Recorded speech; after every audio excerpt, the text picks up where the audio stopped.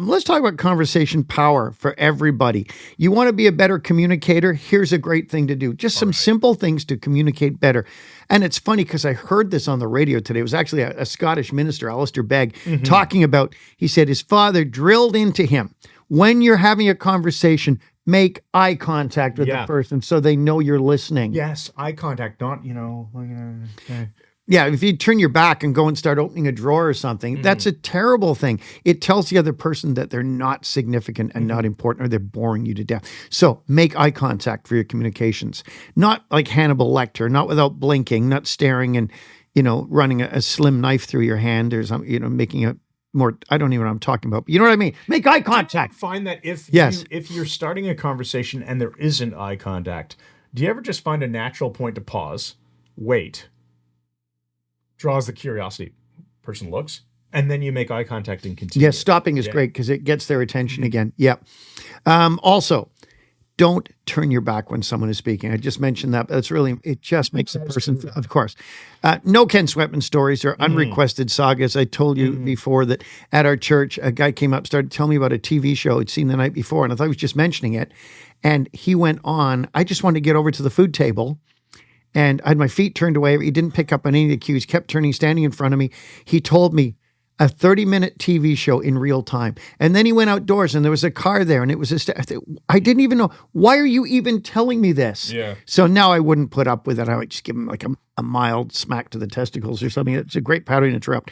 But he's a nice guy, but it didn't pick up on it. So keep your stories tight. Don't make them too long. I've gotten a lot better at You're that. really good at it now. You're really good. Find all these little angles to deviate and then finally return the rat holes, the tangents, whatever you want to call them. Yes. But I've gotten pretty good at doing this. Now, I see the next point. You used to be extremely tangential with your... Tangent.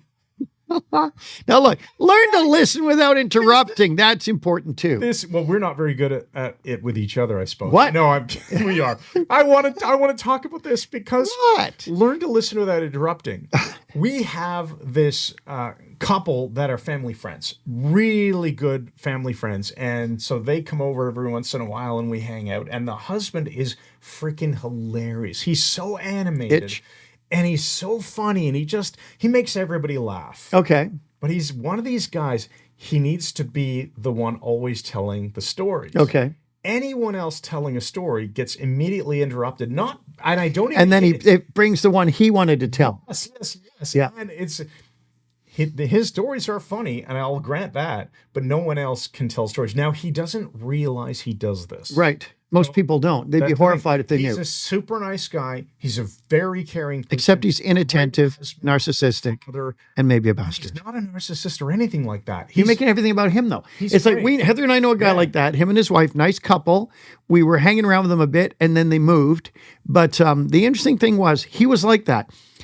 Anything you would say to him, he would never pick up on anything you said. Not like, oh, Louisiana, when were you there? Nothing. It's, well, I had a friend. And then right away, he just uses a bit from what you've said and tells his own story. Everything turns into his story with zero questions about what you're saying. Guys, if you want to show interest, ask people questions. And that's what this guy's not good at. He doesn't realize it. I didn't really have the heart to tell him directly this, but it is... I don't think it's a problem in every setting. I think it's only he's making it right now. No, I just realized we've been 42 minutes. Okay, we'll wrap this up pretty quickly then. We'll just let's go through these. We're going to turn this into a two-parter.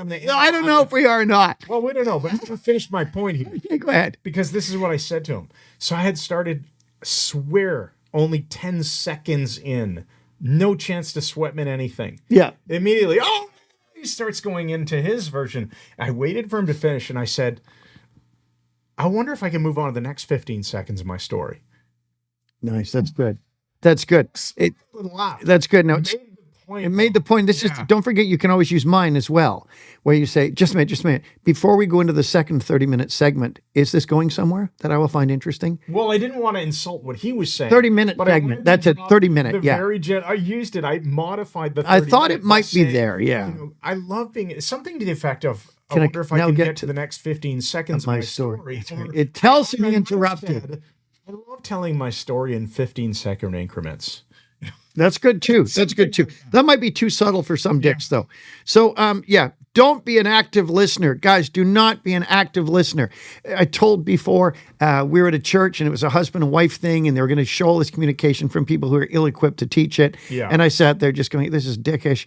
And he said, well, they bring a couple up to the front who have a problem, and they come up and sit down. And the active listening. And he says, so tells the woman to explain what the problem is. She does.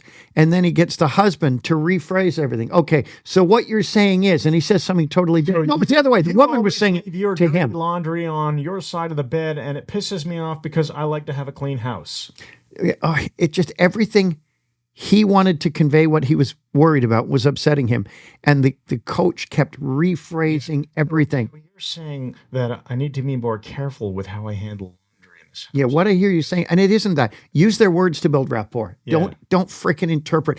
And by the end of the thing, they were sitting on opposite sides of the room. He brought this all in the open, and infuriated the guy by just rephrasing everything he said and teaching her to do that. So if you want to undermine someone's communication and be a dick, which we don't want you to do, but if you do and you want to do it well, just rephrase everything they're saying, and it's a terrible situation. Now, don't be an active listener. Build rapport bridges with other people using their language. Use their freaking language.